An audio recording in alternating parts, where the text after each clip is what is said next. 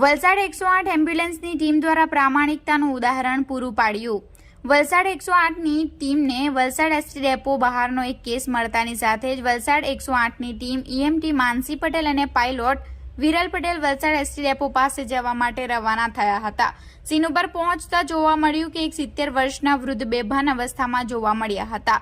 વૃદ્ધની હાલત જોતા ખૂબ જ ગંભીર કન્ડિશન જોવા મળી હતી। ત્યારે 108ના ઈએમટી માનસી પટેલ અને પાયલોટ વિરલ પટેલ પેશન્ટને તરત જ 108 એમ્બ્યુલન્સમાં લઈ લીધા હતા અને રસ્તા પર જ 108 એમ્બ્યુલન્સમાં પેશન્ટને ઓક્સિજન અને અમદાવાદ સ્થિત ફિઝિશિયન ડોક્ટર પરમાર સરની એડવાઇસ પ્રમાણે પેશન્ટને એમ્બ્યુલન્સની જરૂર ઇન્જેક્શન આપવામાં આવ્યા હતા। પેશન્ટને નજીકની સિવિલ હોસ્પિટલ વલસાડ ખાતે શિફ્ટ કરવામાં આવ્યા હતા।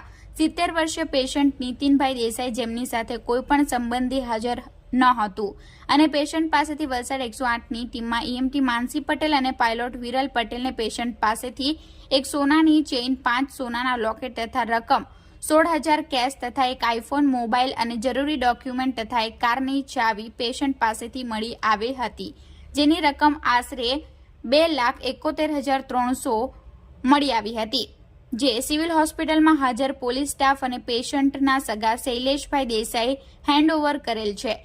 આવી 108ના સ્ટાફની ઉમદા કામગીરી અને પ્રામાણિકતા જોઈ વલસાડ નવસારી અને ડાંગના પ્રોગ્રામ મેનેજર કમલેશ પઢરિયા સાહેબ અને Valsad 108 emergency management executive Sanjay Waghmare તથા પેશન્ટના સંબંધીઓએ એમની કામગીરીને બિરદાવી હતી।